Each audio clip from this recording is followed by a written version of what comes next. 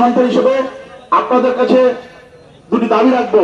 সেটি হলো, আপনাদের নেতা আজকে যার বক্তব্য কথা শোনার জন্য, যারা দেখার জন্য আপনারা এখানে উপস্থিত হয়েছেন, তিনি এই মহেশপুর ইউনিয়নের কৃতি সন্তান। আপনারা যেটা চান, যেটা আশা করেন, আগামী জাতীয় সংসদ নির্বাচনে জননেতা জনাব সেলিমুজ্জামান সেলিমকে, দেশ নায়ক জনাব তারেক রহমান, দেশ নায়ক খালেদা প্রার্থী, ধানের শীষের প্রতীকের প্রার্থী জনাব সেলিমুজ্জামান সেলিমকে ভোট দিয়ে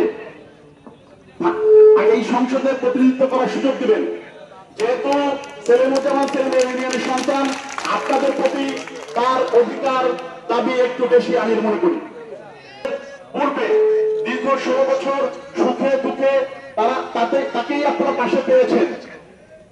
হয়তোবা সে আপনাদের গত 15 বছর সবসময় সব কাজে সহযোগিতা করে, তার যোগাযোগ বিভিন্ন ভাবে ছিল এবং বিভিন্ন সময় দেখা সাক্ষাৎ হয়েছে, আপনাদের বিপদ আপদের পাশে থাকার চেষ্টা করেছেন তিনি। সেজন্যই আপনাদের কাছে আমার একটা বিনীত অনুরোধ থাকবে, এই এলাকার তিনি বৃহত্তর ফরিদপুরের নেতা, বৃহত্তর ফরিদপুরের নেতা তথা গোপালগঞ্জের নেতা, মহেশপুর ইউনিয়নের প্রতি তার একটা ভিন্ন দাবি। সেজন্য আপনাদের কাছে আমি একটা অনুরোধ রাখবো, এই আগামী জাতীয় সংসদ নির্বাচনে ধানের শীষের ভোট দিয়ে সেলিমুজ্জামান সেলিমকে জাতীয় সংসদ নির্বাচনে প্রতিনিধিত্ব করার সুযোগ দিয়ে আপনাদের পাশে থেকে উন্নয়ন করার সুযোগ দিবেন, এই বলে আমি বক্তব্য শেষ করছি।